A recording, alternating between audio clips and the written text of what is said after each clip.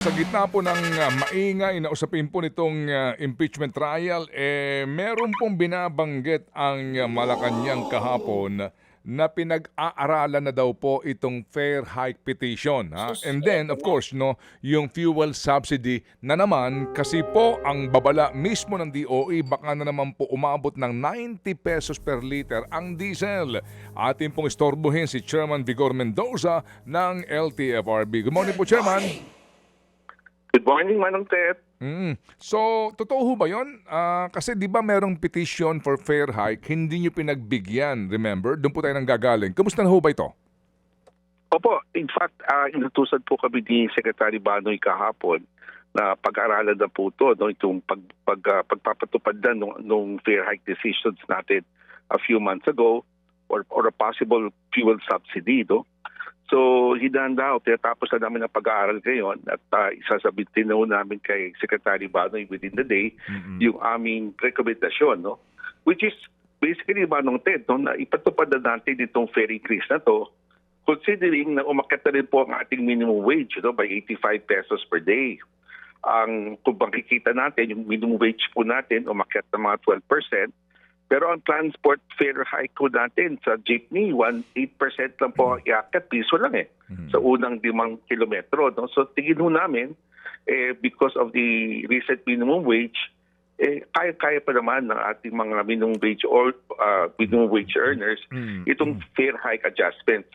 Ang ating problema, Manong Ted, is that if umabot ka ng 90, no, 90 pesos per liter, pati yung ating fare increase, kukulangin pa rin po yan. No? So meron po kaming rekomendasyon kung talagang bumulusok ang presyo ng crudo ulit, yung issue ng fuel subsidy. Itong tinitingnan natin, itong 10 peso per liter discount, no, sa ating mga pampublikong sasakyan. Opo. So babalikan lang natin para ho mas klarong-klaro, wala pa kayong ibinibigay, di ba, na pahintulot doon sa 1 peso fare increase, di ba? Wala pa. Ayun, wala pa. So ang kanin nyo, dahil nga meron na tayong wage increase sa minimum wage earners in Metro Manila, baka kakayanin na ng ating mga mananakay yung piso sa unang 4 na kilometro. Okay? Tama po yun. Yun, para klaro ho ito. So, sir, kumbaga, pakiramdam ko, para meron ng tendency na pagbibigyan ito for Metro Manila, paano po sa ibang mga regions? Yan nga ang ating pag-aaral ngayon. We are, in fact, this morning coordinating with Andole, no? Yung ating mga wage board para makita natin yung timeline nila, no? Sa pamamagitan. Pero if you remember, Manong Ted, kahit yung decision natin nung few months ago, na factor in na po natin yung mga past wage increases, no?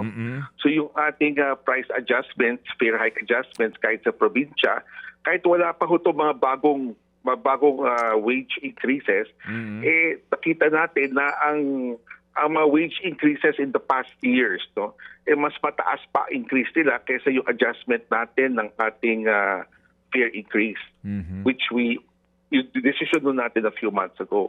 So still, no, kahit wala pa akong wage increase sa mga probinsya, dahil sa mga wage increase in the past years, ang aming position po dyan is that kaya naman po, hindi naman natin tinaasan masyado yung ating fare adjustment.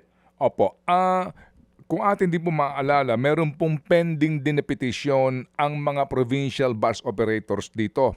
Pati mga city buses, no, na hold rin po ito. Kasama ba sa inyo na ngayong pinag-aaralan itong ang petisyon ng mga bus? Opo, ang decision doon natin a few months ago covered jeepneys, buses, TNVS, at saka mga P2P buses also. No? Ang hindi lang nasama nung nakaraan yung mga taxi at yung UV Express kasi medyo date na gusto nag-submit ng kanilang fair hike petitions. Pero pag pinag-aaralan na rin natin yan, Manong Ted, no? So when we make the adjustments, ilalabas na rin natin yung mga desisyon para sa mga UV Express at sa mga taxi. So kumbaga, lahat na po ito na mayroong pending petition for fare increase.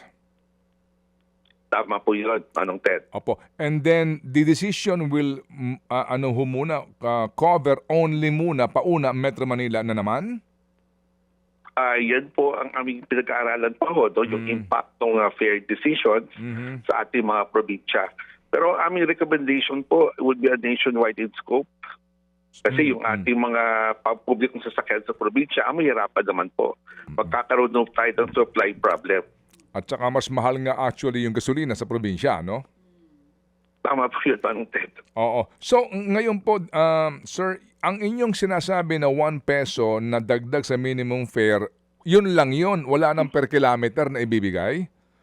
Meron tayong 10 centavos lang po, Manong Ted. Meron tayong 10 centavos per kilometer para sa mga jeepney. And then, sir, ito hong subsidy na ito, meron pa ho ba kayong pera ngayon? Meron ba natitirang pera para po sa GAA natin for this year? O yung, di ba, yung pinanghugutan, yung last year pa? Opo, wala na po tayo. Yung ating 2.5 billion na fuel subsidy program, napabigay na 93% nun, ubos na po, no? In fact, sarado na natin ang libro natin dyan. So, as far as the LTFRB is concerned, wala tayong paghugutan na bagong pera na nasa budget po natin. So, pati ho sa 2026 budget, wala na rin po? Wala pa ho. Wala po tayo dyan. Pero meron pa hong budget for this year? Opo, pinag-uusapan na ho yan. Dadagdagan na lang po yung budget kung kinakailangan. No? We have been in discussions naman po tayo with the DOTR, with Malacanang, on the possibility of augmenting yung ating fuel subsidy. Okay. So most likely po, kailan kayo maglalabas po ng desisyon? Today po kami magsasabit ng rekomendasyon po kay Secretary Badoy. Sa DOTR. And who will announce? Hindi ko pa alam, Manong Ted. I will discuss it with the Secretary. Okay, sige po. Pwede ba natin ituring na kasi wala ng pera actually ang gobyerno na pang subsidy, kaya obligado na rin po kayong bigyan na nga po itong pagbigyan ang petition for fair increase?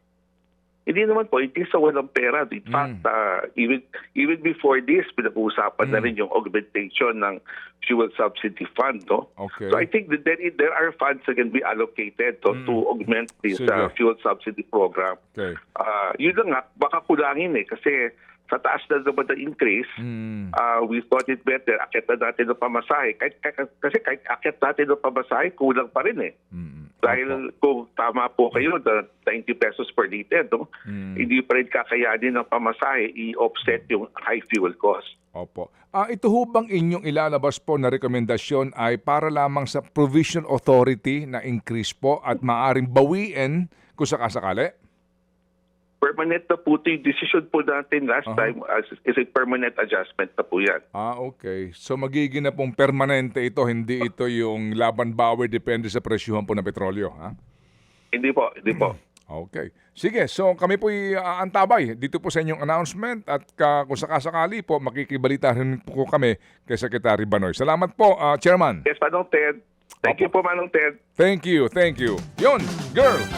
Mga kapatid, patuloy po kayong tumutok sa 105.9 True FM para sa totoong balita, impormasyon, music and entertainment. Mag-subscribe sa aming YouTube channel at podcast at sundan nyo kami sa Facebook, Instagram, X at TikTok sa True Network PH. Bisitahin din po ang aming official website, truefm.ph.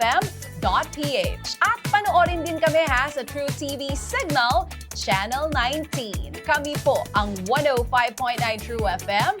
Laging true sa'yo, kapatid.